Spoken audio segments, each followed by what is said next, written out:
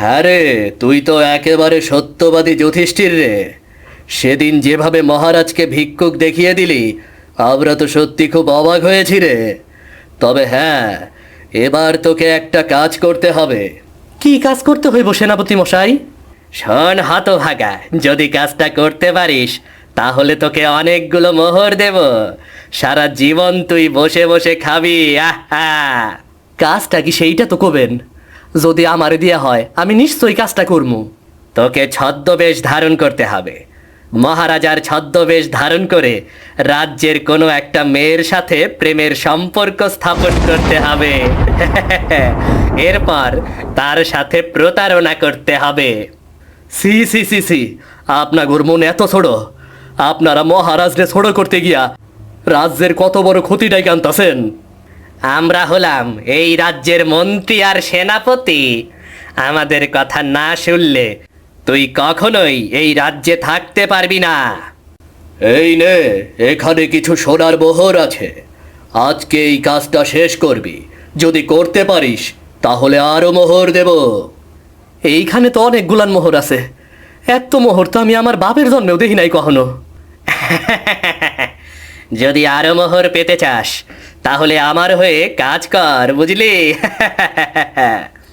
এরপর নিতাই সে ষড়যন্ত্রে সামিল হয়ে গেল আর মহারাজকে ছোট করার জন্য সেই পরিকল্পনা মতো কাজ করতে লাগল।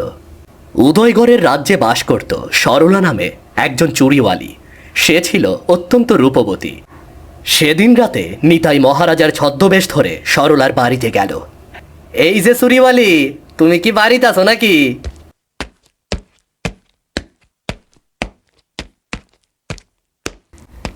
কি ব্যাপার, এত রাতে আমার বাড়িতে আবার কে এলো? আরে, এ তো মহারাজ স্বয়ং আমার বাড়িতে দাঁড়িয়ে আছেন। চিনতে পারছো তাইলে? কেন চিনতে পারবো না মহারাজ? আপনি রাজ্যের অধিপতি, আমাদের রাজা।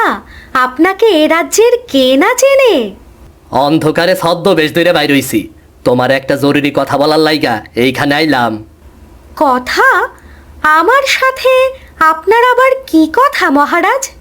তোমারে আমি অনেক দিন ধরেই দেখতাছি, রাস্তায় ঘাটে তুমি চুরি বিক্রি করে বেড়াও। তোমারে আমি খুব পছন্দ করি। যদি তোমার সমস্যা না থাকে আমি তোমারে বিয়ে করবার চাই। এ কি বলছেন মহারাজ? আমাকে বিয়ে করতে চাইছেন মানে? আমি একটা সামান্য চুরিওয়ালি, আর আপনি রাজ্যের রাজা। ভালোবাসার কাছে ধনী গরিব আপন পর কোনো ব্যাপার না। আমারে কথা দাও, তুমি আমারে বিয়ে করবা। কথা দাও। কিন্তু মহারাজ। আর কোনো কথা না, আমি তোমার এই বিয়ে করবার চাই। আর এই আংটিটা আজকে আমি তোমার হাতে পরাইয়া দিব। সরলার হাতে সে আংটিটা পরিয়ে দিল এবং কথা দিল কিছুদিন পরেই সে সরলাকে বিয়ে করে ঘরে স্ত্রীর মর্যাদা দেবে।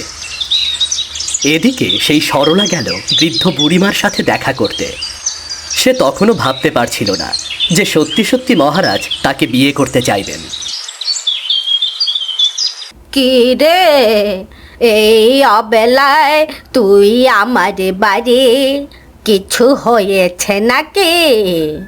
হয়েছে বুড়িমা, অনেক কিছুই হয়েছে, কিন্তু তোমাকে যে কি বলবো সেটাই বুঝতে পারছি না। আরে বাবা, এত ভনিতা না করে বলে ফেল দেখি, তোর কি হয়েছে? গতকাল রাতে আমার বাড়িতে মহারাজা এসেছিলেন, তাও আবার ছদ্মবেশ ধরে। হ্যাঁ রে, একদিন আমাদের বাড়িতেও মহারাজা এসেছিলেন। আমাকে অনেকগুলো সোনার মোহর দিয়ে গেলেন। উনি বড্ড ভালো লোক। কিন্তু আমার বাড়িতে এসে উনি আমাকে সরাসরি বিয়ে করতে চেয়েছেন। কি করি বলো তো বুড়িমা? উনি আমাকে কেন বিয়ে করতে চাইছেন সেটাই বুঝতে পারছি না। আরে বা, তোর ভাগ্য তো সত্যি সত্যি খুলে গেছে রে। মহারাজা সত্যি অনেক ভালো মানুষ। তিনি যদি সত্যি সত্যি সত্যি তোকে বিয়ে করতে চেয়ে থাকেন তাহলে তাই করবেন। বুড়িমার কথায় খুশি হয়ে সরলা খুশি মনে বাড়িতে ফিরে গেল আর মনে মনে আশা করে রাখল একদিন নিশ্চয়ই মহারাজ তাকে ধুমধাম করে বিয়ে করবেন এবং তাকে নিয়ে রাজপ্রাসাদে উঠবেন। এদিকে মহারানী বা রাজকুমার কেউ জানতো না তাদের পেছনে কত বড় ষড়যন্ত্র চলছে।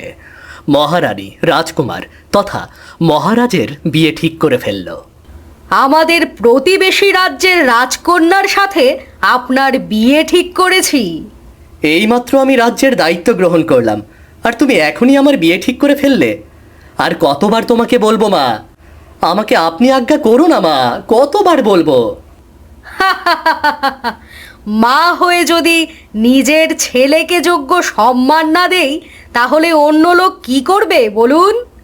ঠিক আছে, তুমি যদি আমার বিয়েতে খুশি থাকো তবে তাই করো। এই বিয়েতে আমার কোনো আপত্তি নেই। আমি জানতাম তুমি আমার সন্তান, আমার রাজপুত্র। তুমি কখনোই আমার কথার অবাধ্য হবে না।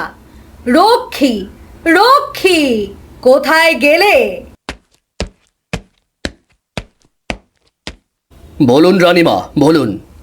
চারিদিকে ঘোষণা করে দাও এই রাজ্যের মহারাজার বিয়ে ঠিক হয়েছে পাশের রাজ্যের প্রতিবেশী রাজকন্যার সঙ্গে।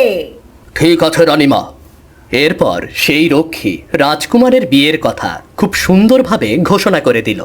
সুখবর, সুখবর, বিয়ের খবর, বিয়ের খবর, আমাদের মহারাজার বিয়ে ঠিক হয়েছে। রাজ্যের সাধারণ প্রজারা সবাই আমন্ত্রিত, আমন্ত্রিত সবাই।